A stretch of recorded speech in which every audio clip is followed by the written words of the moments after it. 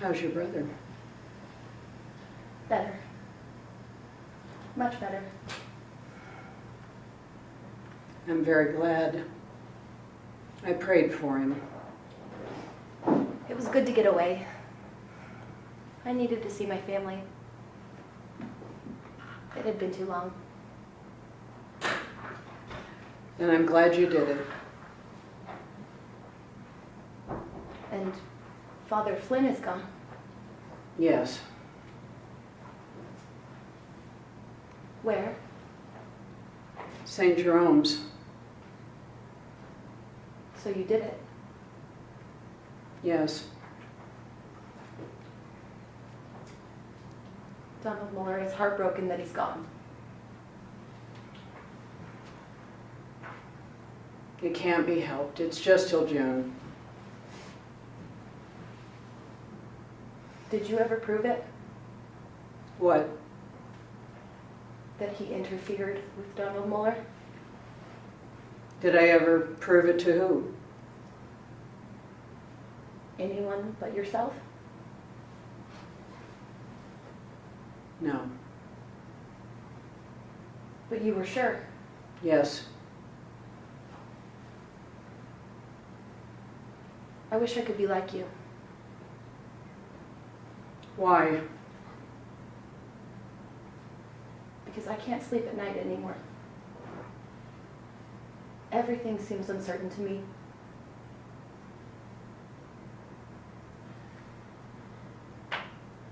Maybe we're not supposed to sleep so well. They've made Father Flynn the pastor of St. Jerome. Who? The bishop appointed Father Flynn the pastor of St. Jerome Church and School. You didn't tell them?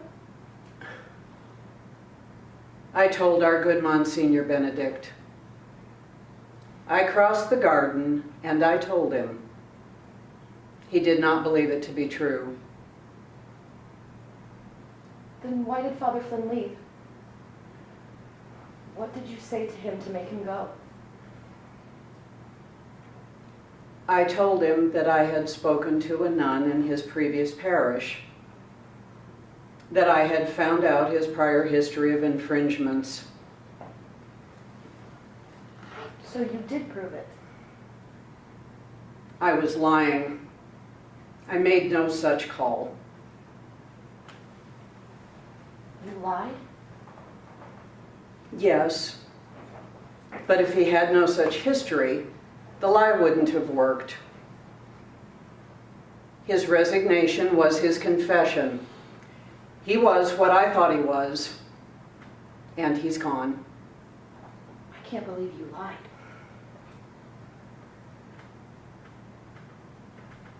In the pursuit of wrongdoing, one steps away from God.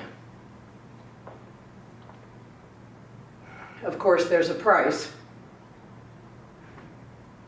I see. Now he's in another school. Yes. Oh, Sister James. What is it, sister? I have doubts. I have such doubts.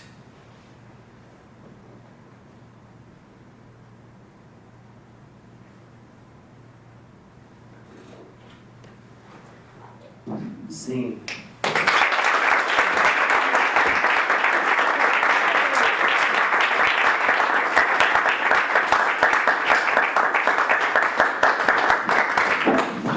All right, next up we're going to be having The Boys Next Door.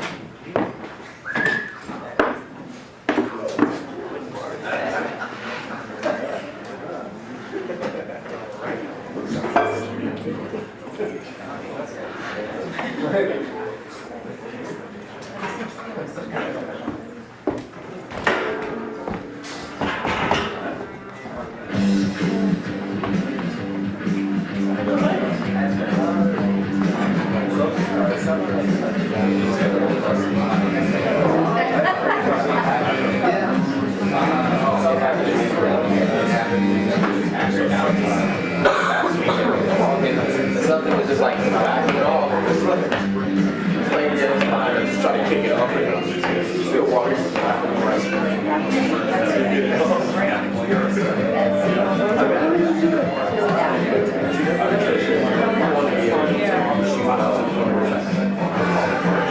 I think I need some new ones. I haven't bought any in a while. You feel good about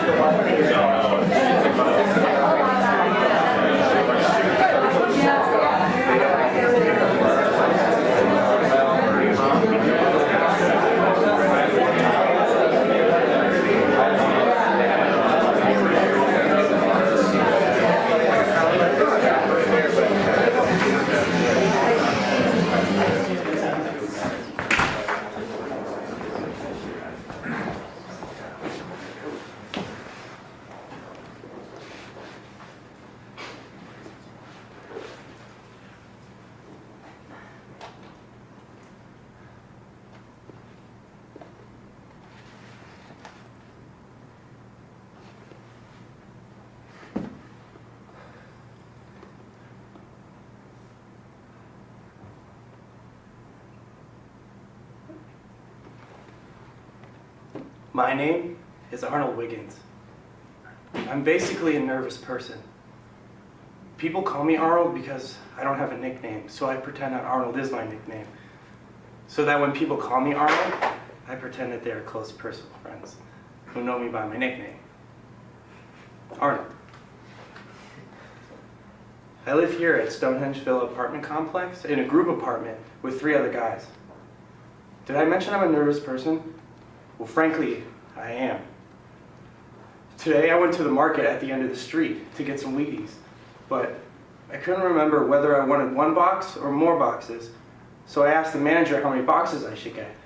For just you, he said. Yes, sir, I said. 17, he said. Thank you, I said. But, and this is what I want to emphasize by nervous, I could only find 9 boxes. So what can I do? I got 9 boxes of Wheaties and 7 heads of lettuce. That made 16. And 1 bag of charcoal briquettes. That made 17. And a quart of milk, you know, for the Wheaties. But the more I thought about it, the more I thought I didn't get enough what? Was it A, lettuce, B, Wheaties, C, charcoal briquettes? This concerned me. So I asked a girl in line what she thought. I forget what she said, but it was pretty thorough. And then I came home. Do you think I did the right thing? Same.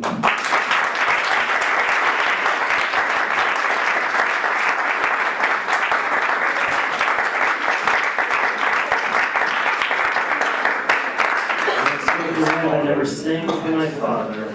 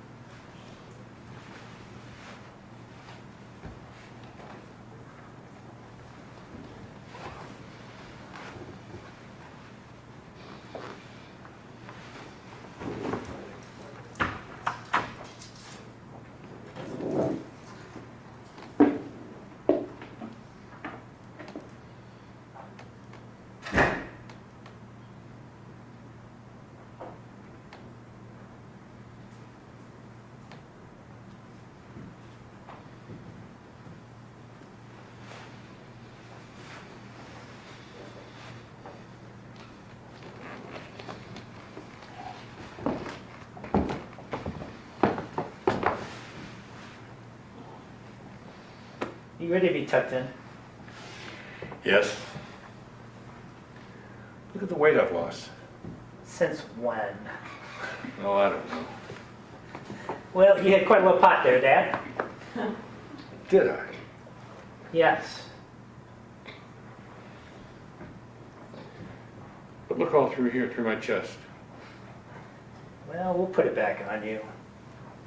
You've been eating pretty well this last week. You know, I never had hair on my chest. I don't understand it. You have hair on your chest. I just didn't have any. Well, I'm confident if I can get some exercise.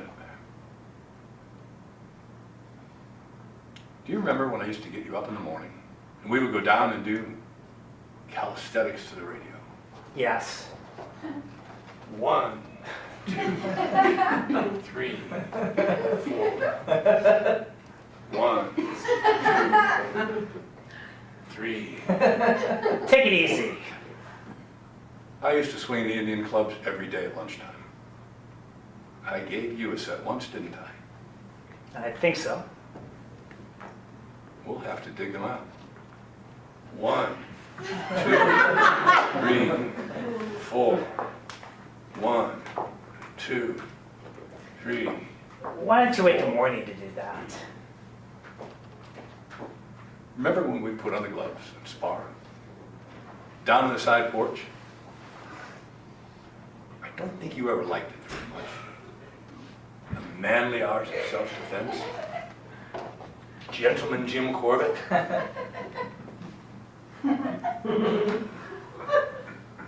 Now it's something else again. Oh well, things to worry about.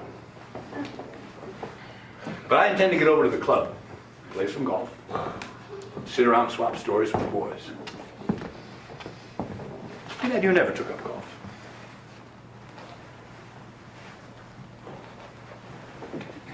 Alice could have played a good game of golf, but she had a temper. Inherited it from your mother's father. Irascible old bastard. Pardon my French. I was looking through my bureau drawer. I don't know, just going over things. Did you ever see this? No. Yes. Never had occasion to use it. Oh, I took it out west one winter when we went to Arizona instead of Florida. Shot at rattlesnakes in a rock pile.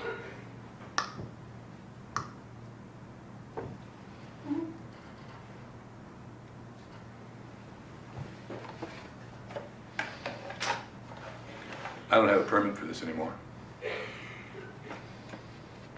I suppose they wouldn't give me one. I don't know anyone up there anymore. When I was mayor, cops on every corner would wave. Hello, Mr. Garrison. Morning, Mr. Garrison.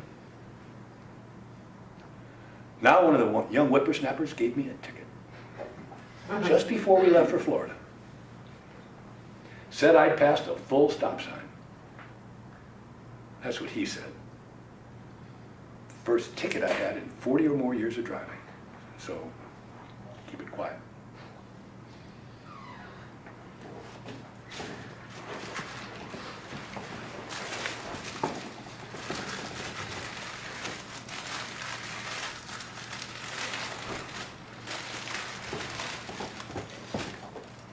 Pictures. I think you've seen most of them. Family. You know, Dad, I've never seen a picture of your father.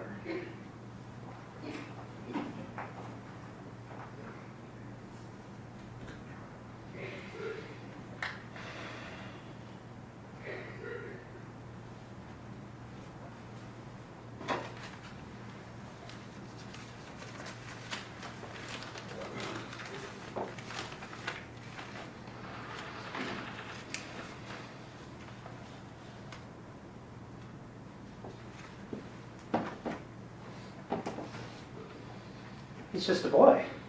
I was taken about the time he was married. I always thought of him as, the way you talked about him as, He was a fine-looking man before he started to drink. Big, square, high color. But he became my mortal enemy. Did I ever show you that? Careful. When I set up a home for my brother and sister, one day we were all out. He came around and ripped up all of my sister's clothes and shoes. Drunk, of course. A few days later, he came around to apologize and ask for some money. And I threw him out. The next day, he left that note. You are welcome to your burden. and you kept it. Yes. I never saw him again until many years later. He was dying in Bellevue. And someone got word to me, and I went down and asked him if he wanted anything. He said he'd like some fruit. So I sent him in a few oranges. He died the next day. There must have been something there to love, to understand. And my father?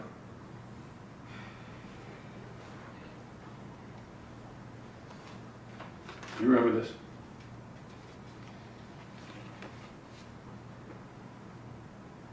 To the best dad in the world on Father's Day.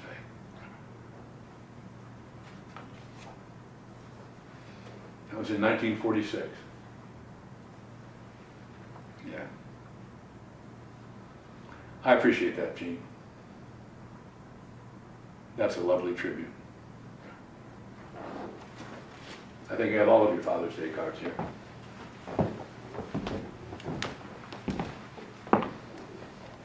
You know, your mother used to talk of you children as her jewels.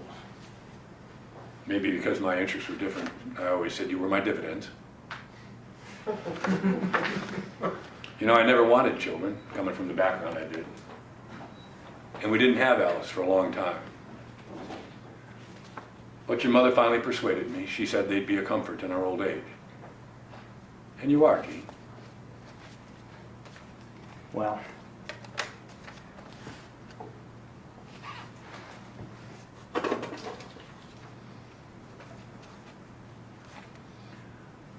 A program of yours from college. Glee Club concert. I have everything but the kitchen stove here. Do you still sing? not in years.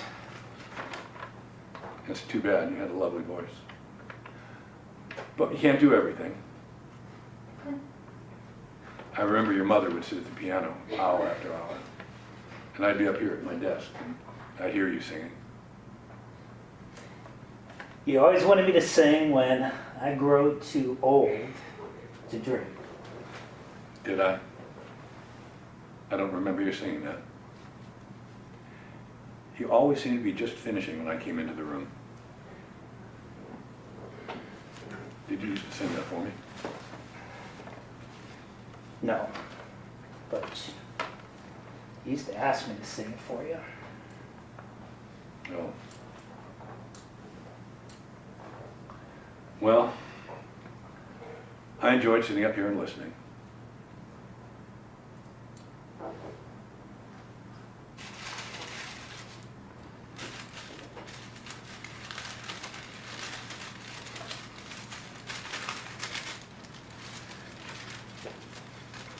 And that's my mother. I've seen that, Dad. It's lovely. She was 25 when that was taken.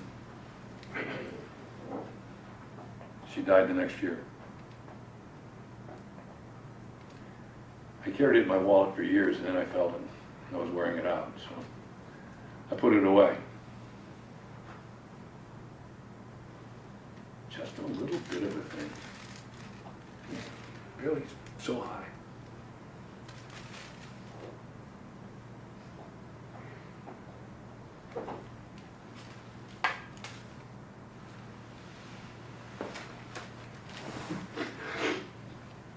I didn't think it would be like this. I always thought I'd go first. I'm sorry.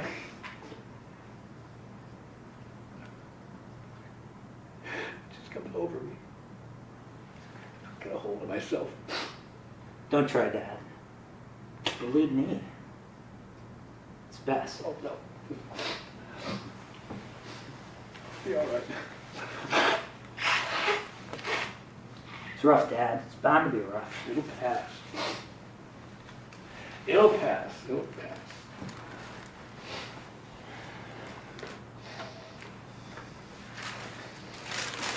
Let me help you pick this stuff up, Dad. No, I can. Well, if you would. I don't know what we'd do without you.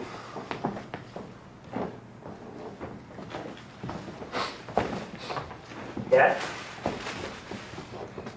Yes? Do you remember I wrote you about California and Peggy? What? The girl in California. Oh, yes.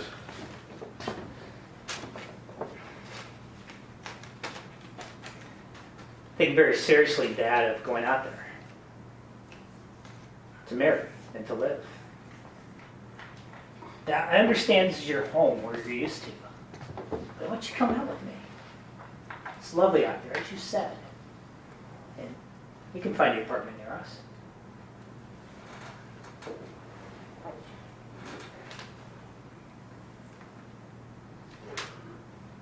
You know, I'd like to make a suggestion. Why don't you all come live here? Peggy's practice is out there. What? She's a doctor, I told you. And children. With school and friends. We have a big house here. You always liked this house. It's wonderful for children. You used to play baseball out back. There's that basketball thing. Dad, I need to get away from this part of the country for a while. It's been rough here since Carol died. It'll be good for you too, getting away. Your mother would be very happy to have the house full of children again. I won't be around long, and then it'll be all yours. It's very kind of you, but I don't think it will work. Besides, her work and children, all of Peggy's family's out there. Your family is here. Yes, I know. Just me, of course.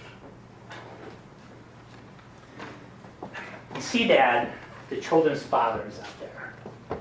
They're very fond of him and see him a lot. Divorced. Yes.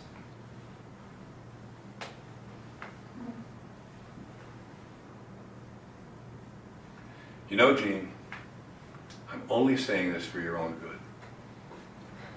But you went out there very soon after Carol's death, and you were exhausted from her long illness, and well, naturally, very susceptible. I was wondering if you've really waited long enough to know your own mind. I know my own mind. I mean, taking out another man's children. You know, children are far from the blessing they're supposed to be. And it's a whole matter of discipline, keeping them in line. You may rule them with a rod of iron, but if this I father... happen to love Peggy. Did Did you mention this business of California to your mother? She mentioned it to me and told me to go ahead with her blessings. She would say that, of course, but I warned you. God's sakes. All right, go ahead. I can manage. Send me a Christmas card. If you remember. Dad, What? I asked you to come with me. And I told you I'm not going. I understand that, but not to send me a Christmas card if you remember. I'm very sorry if I've offended you. Your mother always said I mustn't raise my voice to you. Did you want me to make it easy for you the way your mother did? Well, I won't. If you want to go, go. God damn it. I always knew it would come to this when your mother was gone. I was tolerated around this house because I paid the bills. And Shut up.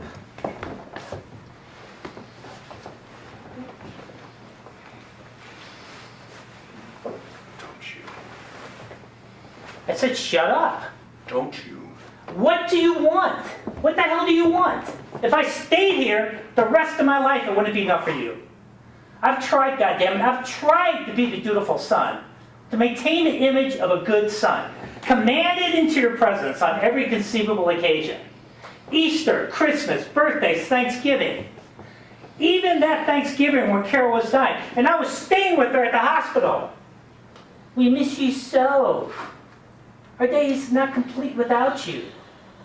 Couldn't you come up for an hour or two after you left Carol? You had no regard for what was going on. My wife was dying. Is it so terrible to want to see your own son? It is terrible to want to possess him entirely and completely.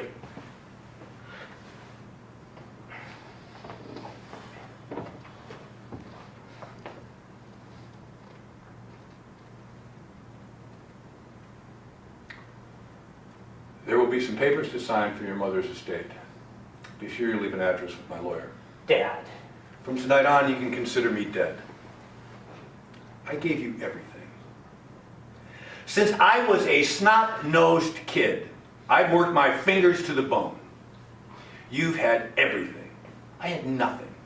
I put a roof over your head, clothes on your back, Food on the table. things I never had. I know! You ungrateful bastard! What do you want for gratitude? You've resented everything you ever gave me. An orphan boy, and you have resented everything. When I was a kid and you would tell me those stories, I used to go up to my room at night and cry. But I can't do anything about it. And that doesn't excuse everything. I am grateful. I also respect and admire you. I stand in awe of everything you've ever accomplished in your life. I can never come close to touching it. But that does not make me love you. I wanted to love you. You hated your father. I saw what it did to you. I did not want to hate you. I don't care what you feel about me. I do. I came so close to loving you tonight. I've never felt so open to you. Do you know what it costs me to ask you to come with me when I've never been able to sit alone with you in the same room? Do you really think your door was always open to me? It wasn't my fault if you never came in.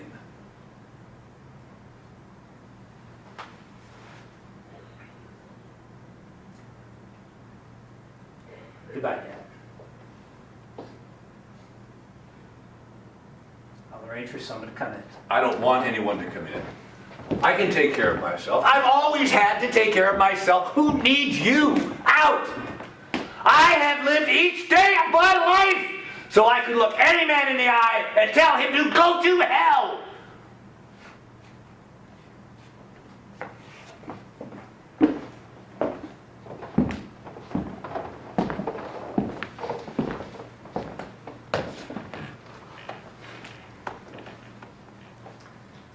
That night, I left my father's house forever. I made the first right and the second left. And this time went as far as California. Peggy and I came to visit him once or twice, and he came to visit us. And he had a fever and swollen ankles. And we put him in the hospital. And he never left. The reason we gave, which he could accept for not leaving, the swollen ankles, but the real reason, the arteries were hardening. And he gradually, over several years, slipped into complete and speechless senility, with all of his life centered in his burning eyes. When I would visit him and we would sit and look at one another, his eyes would mist over and his nostrils would pinch with emotion. I never learned what that emotion was. Anger, or love, or regret.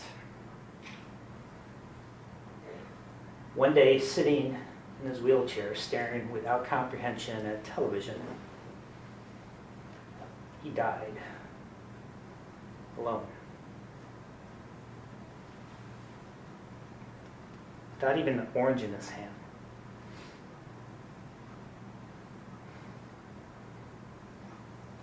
Death ends a life, but not a relationship, which struggles on in the survivor's mind, searching for some resolution that it never finds. Alice always said that I could never accept the sadness in the world. What did it matter if I never loved him or he never loved me? Well, perhaps she was right. Still, when I hear the word Father,